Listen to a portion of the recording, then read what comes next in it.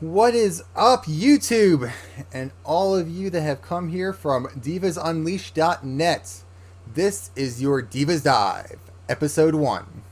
I'm your host, Gary Cook, and today we are talking Fastlane, the pay-per-view right before Mania.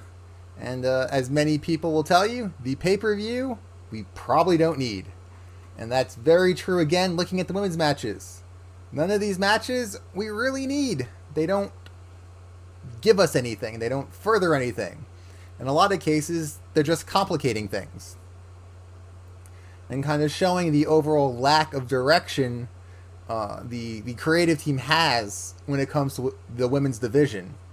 So what are we talking about today? If you haven't been paying attention, Fastlane has 3 women's matches on it. We have the women's tag team bout. We have Charlotte versus Becky Lynch. And we have Asuka versus Mandy Rose for the SmackDown title. So of those 3 matches, there's only one I'm actually excited for. And that's the Asuka versus Mandy match. And we will go into more detail about why I'm excited about that one over the other 2 later in the show. The other 2 matches, I think, are going to be okay in the case of Charlotte versus Becky. And in the case of the women's tag team match, probably the stinker of the night. I have a feeling that when we do the live viewing party here on the channel, that match of the 3 women's matches is going to fall near the bottom, even maybe below a lot of the matches of the male competitors, because it's not a good matchup. The styles do not mesh well there. So we're going to start with that one because that's the one I'm least excited to talk about. Least excited to see. I'm hoping I get proved wrong. I would love to be watching the live stream with you guys and be like, hey, I was wrong. This was awesome. But I don't see that happening. Here's why. Nia Jax and Tamina. A, they get no reaction from the crowd. Even when they take people out, nobody cares. When they're in the ring, nobody cares. They're not convincing as monsters. And that's how they're being sold to us. They're being sold as the big bad women of the women's division. The ones that everybody should be afraid of. That because of their superior size, they're going to run through all the other teams. But they don't come across that way. You can have Michael Cole. You can have Corey Graves. You can have Renee Young. You can have anybody you want tell me they're supposed to be monsters, but then when I watch them in the ring, they're not very monster-like. Now, I'm sure some of you are going to get upset at this. Perfectly okay. Let me have it. I know it's an unpopular opinion, but it's the truth. They don't do their job well, and they don't belong in this high level of a match. There are other teams in the women's tag division that are more deserving and would put on a better show than this pair will. Evidence? Every match they've had it so far since Elimination Chamber. And pretty much every match the 2 of them have had before Elimination Chamber. Their standout matches are few and far between. The match of Bayley versus Nia on Raw, on what was considered a really great Raw, a return to something that was a watchable show that was praised for its improvement over the previous weeks, that was the worst match. You could tell Bayley was trying her best to carry that match, but Nia was just kind of stumbling through it. There was no oomph behind anything she did. She looked out of place at times. She looked void of passion. Void of anger, void of pretty much anything, including ability. When she was stomping Bayley in the corner, her kicks looked weak. You could tell she was stopping like a good 3 feet above Bayley at times where there was no contact even being made. And she's out of her depth. And I've said it since she was the champion. She's out of her depths at that level. She's a solid high-low card to low-mid card wrestler. And that's where she belongs. She's not made at this point to be in the spotlight like she is. If you want to see some good work, of what a monster should be, you don't have to look far. Last week we had the season finale of WoW. Jessica Havoc versus Tessa. Jessica Havoc plays the big monster perfectly. You believe she is a force to be feared. You believe when she hits you or throws you, it's going to hurt. You believe that you are in danger every time she picks up a smaller opponent and goes to do something to them. You cringe because she knows how to use her size to her advantage, that even though you know that it's a planned spot, the spot still looks devastating because she knows how to sell her role.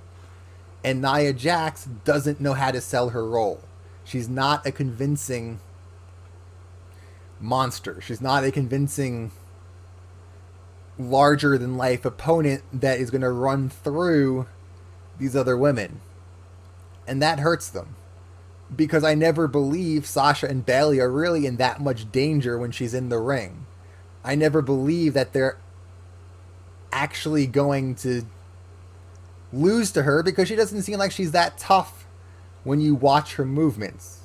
Now we know she hits hard. Look what she did to Becky's face. So there's force behind it when she actually hits you. But when she's working a spot, it looks soft. And if you're being touted as these monsters, you can't look soft. And I think some of that comes from her history of not being safe to work with. And I think she's stuttering. That's what I'm doing right now. Is I'm stuttering with slow it down. I think some of that is because she's come to fear hurting the other girls because she has a history of doing it. Whether you want to believe it or not, that's on you.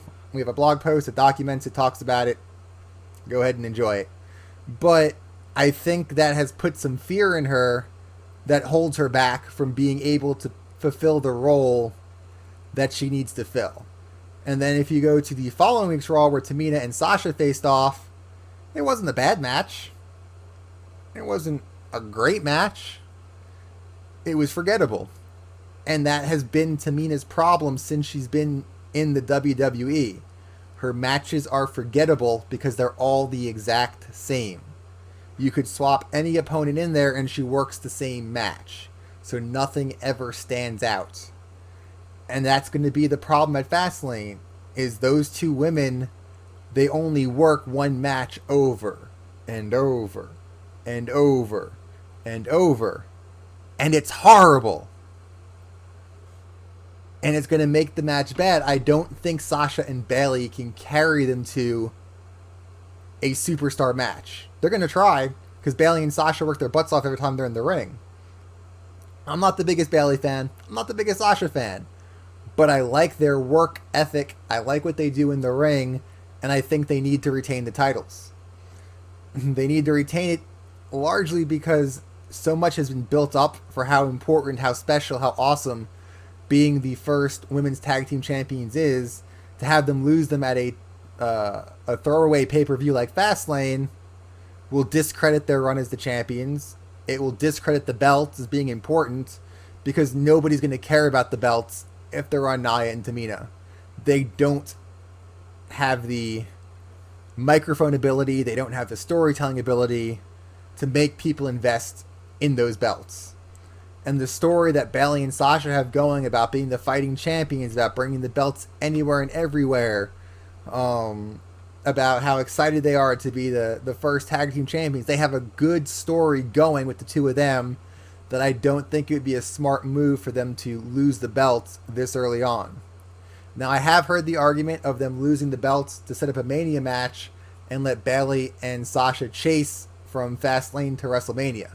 The problem being, that story sounds really boring. And I really don't care. Like, if Nia and Tamina get the belts, I think a lot of people are going to fall into that boat of not caring about those belts anymore. Where the idea of a besties of Lita and Trish coming back to face Team Boston Hug Connection at Mania, a lot of people are excited about that. And you're not going to get that same excitement over a Nia Nia and Tamina versus Sasha and Bayley rematch. It's just not going to happen. So if they want that big Mania match, the belts have to stay on Sasha and Bayley going into Mania to build that match. And I think even a match of Sasha and Bayley versus any of the teams is going to be a more high-profile match than a rematch between these two teams will.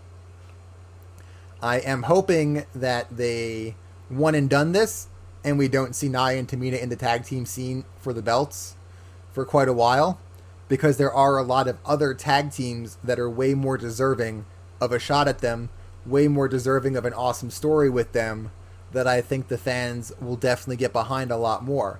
The Iconics, Riot Squad, Sky Pirates, what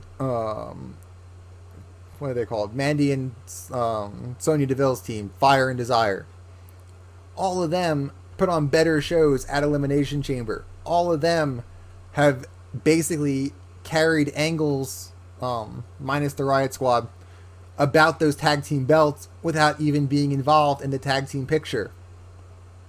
The YouTube videos the Iconics have been putting out are hysterical. The two of them wanting their title shot has been some of the best YouTube segments that have come out from the girls. And then having the Mandy Sonya talking about how Mandy's taking the belt at Fastlane, and then the pair of them are going to go after the tag belt so they hold all the gold. They're building reasons to invest in them. They're building reasons to cheer or boo them. They're building reasons to care about matches between them and Sasha and Bayley. There's no reason to care about Nia and Tamina. They haven't done anything. They came out the week after and tried to build some heat, but they looked like jerks and they got scared off quickly. There's nothing there to propel them to the point of making me invest in this match to care, which is sad. I want to invest. I want to care. I want to be excited. But this one, I'm hoping for a passable match at best. That's what I'm going into my live stream to watch Fastlane with you all, is I'm hoping we get a passable match that isn't awful and is enjoyable, but I don't think it's going to be anything great. And I think it's probably going to be the weakest of the three women's matches, if not the weakest match of the night. So with that said, let's move on to a match that I think is going to be awesome in the wrestling department, but convoluted in the story department. Charlotte versus Becky.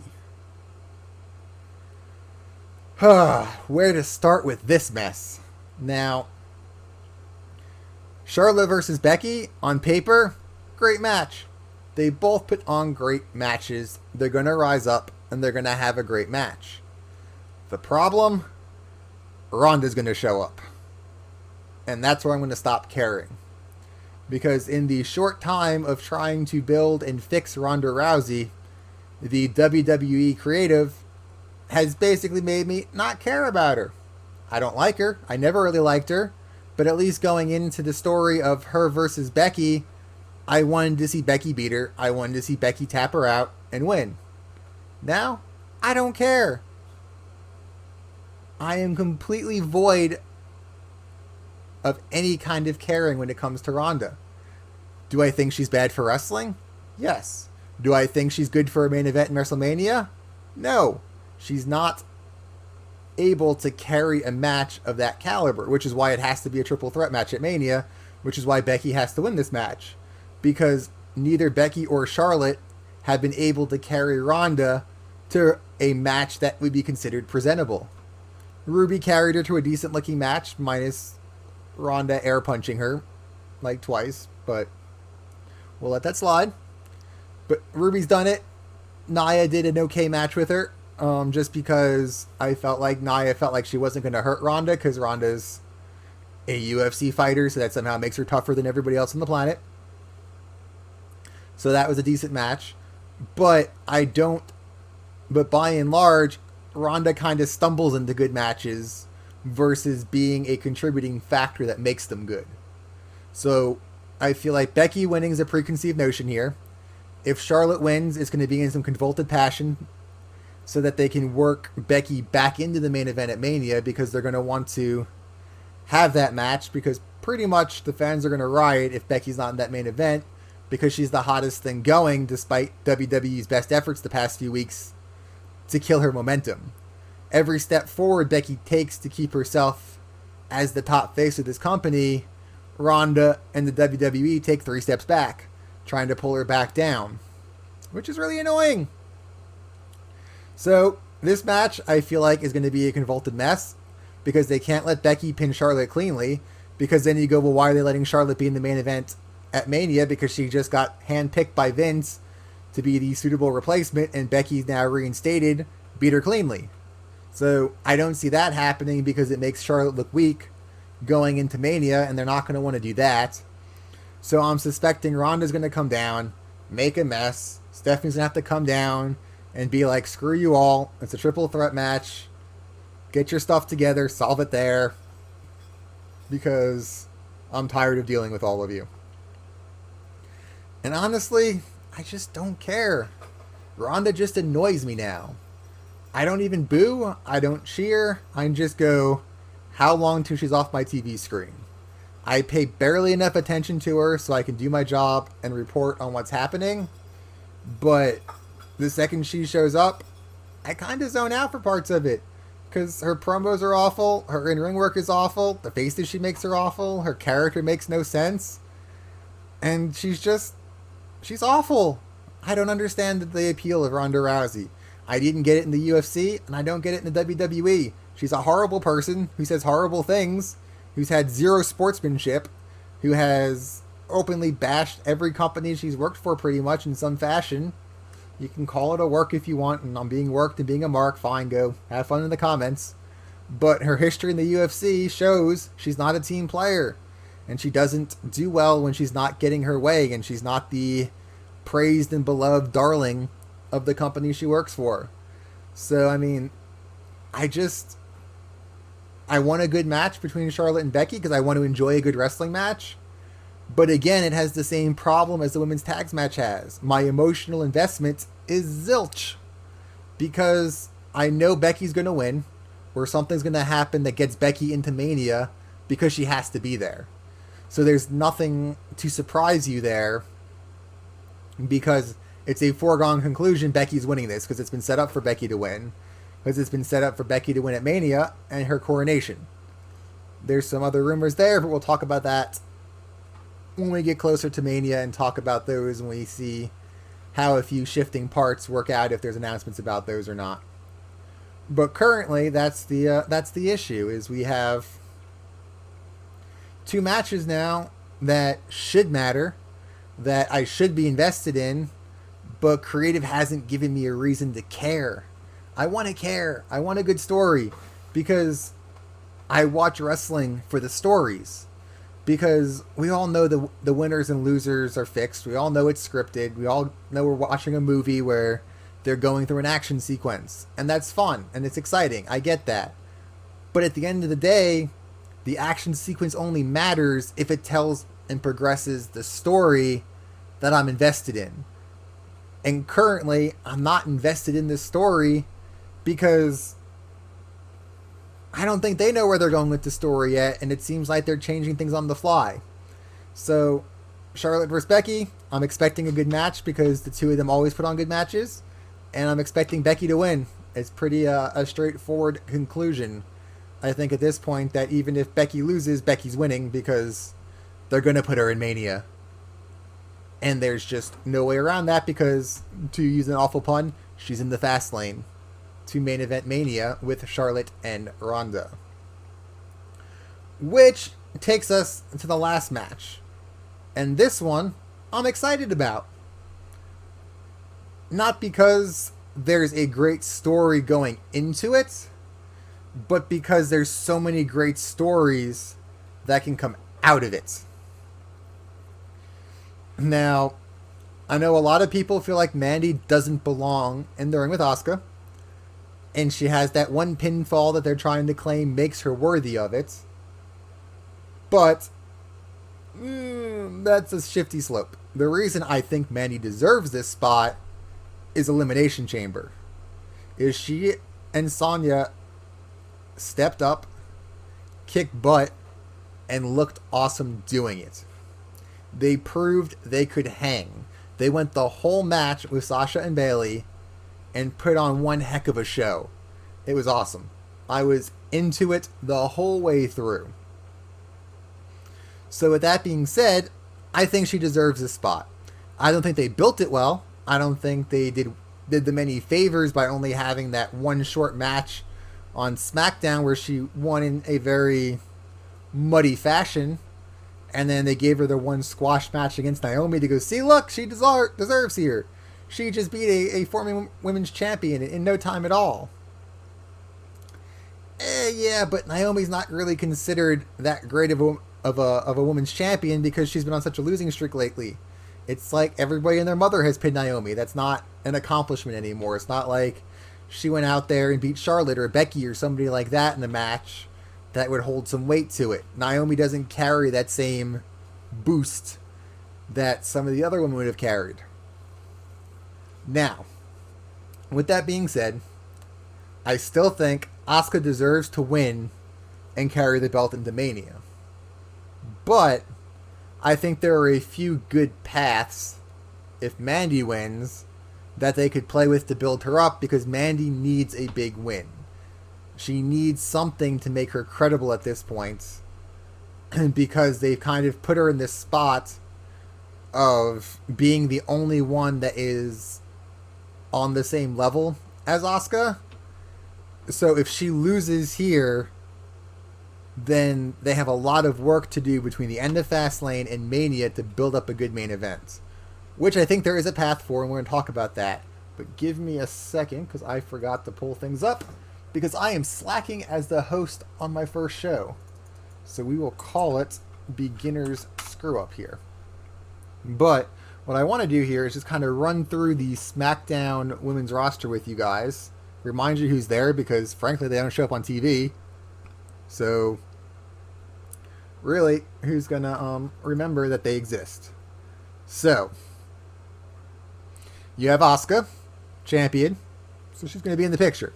You have Becky Lynch. She's out completely because she's over playing on the Raw brand and will have nothing to do with the SmackDown brand probably for the foreseeable future. If at all, moving forwards, because if she wins at Mania like planned, she'll pretty much be on Raw full-time then, because she'd be the Raw Women's Champion. So that makes sense for her to pretty much be off of SmackDown and kind of a non-factor. You have Billy from the Iconics. I don't think she works as well as a single, given the gimmick she's been going with. I think she needs to stay with Peyton. They need to stay a tag team, and I think they're going to do great in that role because they work awesome together. So I think that it would be a mistake to move her over and put her into the singles titles picture at this point. Carmella has pretty much downgraded to R-Truth's valet at this point and manager. I don't see any reason for her to suddenly stick her nose into the title picture. I see probably a feud with Vega coming from her after the four-way dance, but I don't see that escalating into another title run or being included in the title picture at this point.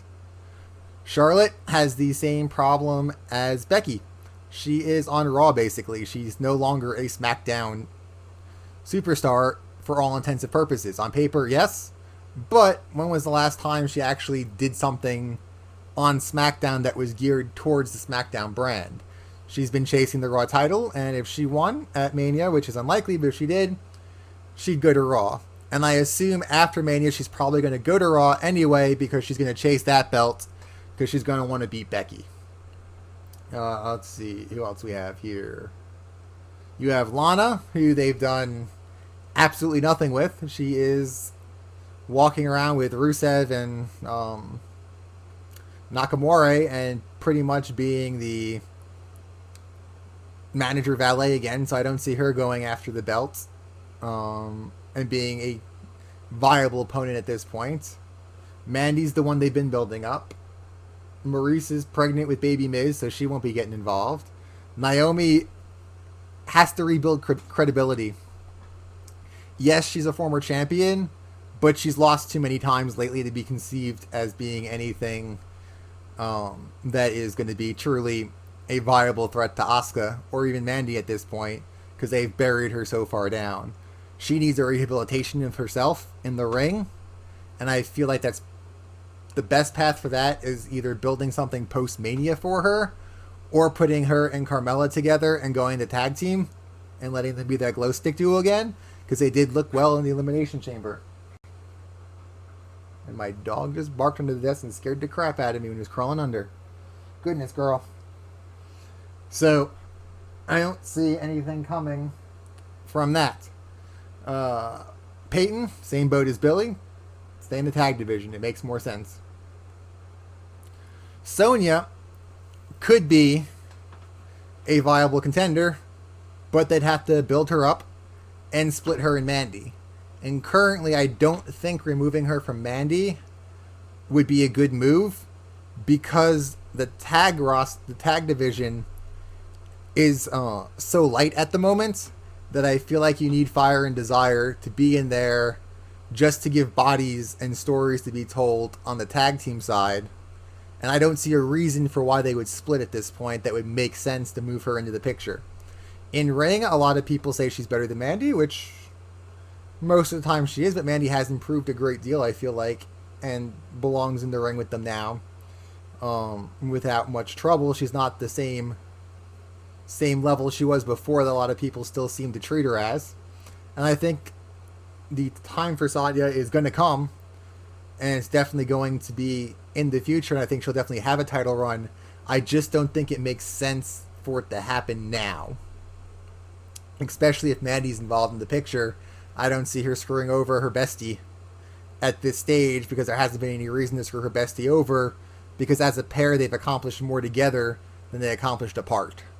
So I see them staying together at this point and her not being involved in the singles picture. Vega is pretty much just the manager at this point, and that it wouldn't make much sense to really move her into that role. Then you could possibly move somebody over from Raw, but I don't really see that being that great of an idea either. Now, the person who makes the most sense to me to move over, who's not even listed as a SmackDown superstar on their website, because why would they do that, is Nikki Cross. I feel like Nikki has the most potential to be entered into this title picture, because they've done so little with her, but given her off-the-wall character, she would be one that could easily be written into a story, because they need to let Nikki play. I'm a huge Nikki Cross fan. She is one of my favorites on the roster, and they are not using her well. And her and Asuka have put on great matches before, and they could do it again. So I feel like if they want to build up a credible threat for Mania for Asuka, your only choices are Mandy and Nikki.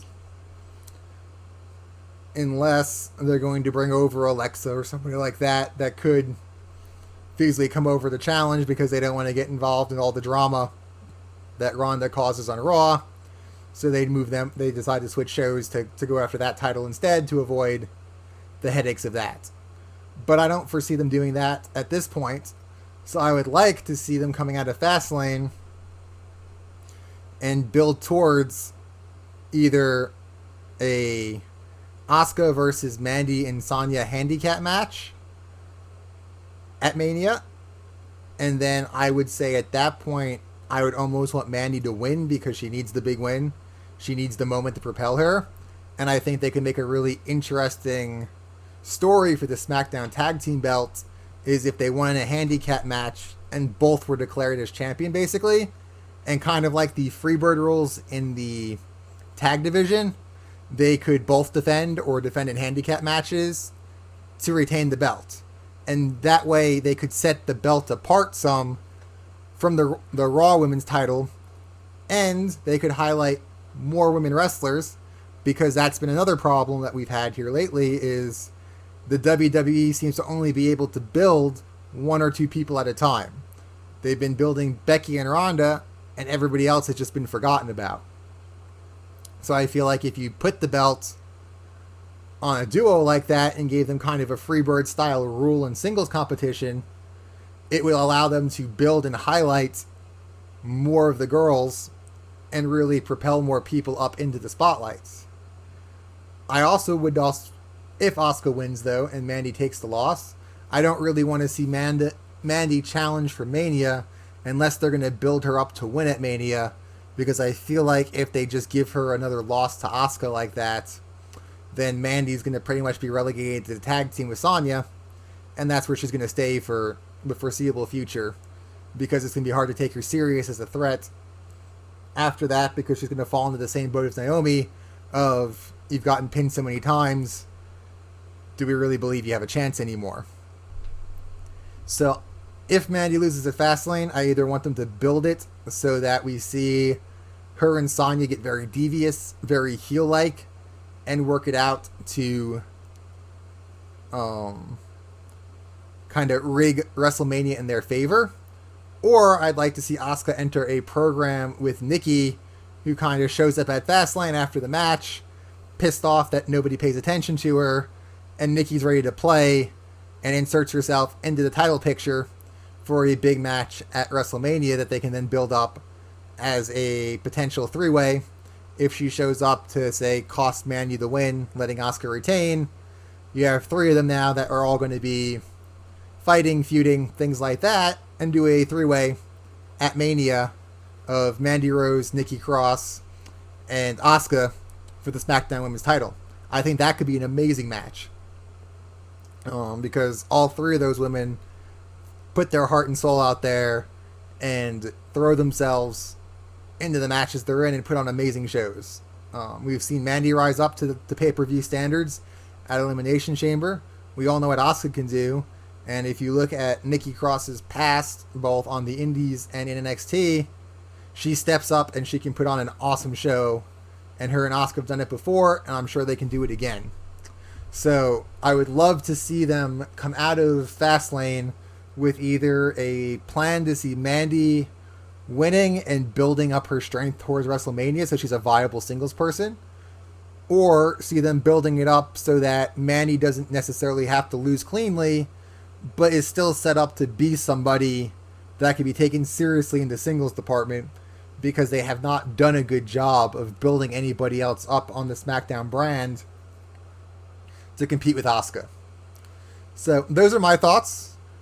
Tomorrow night we will be watching Fastlane live here on the stream and talking about all the matches and doing a viewing party.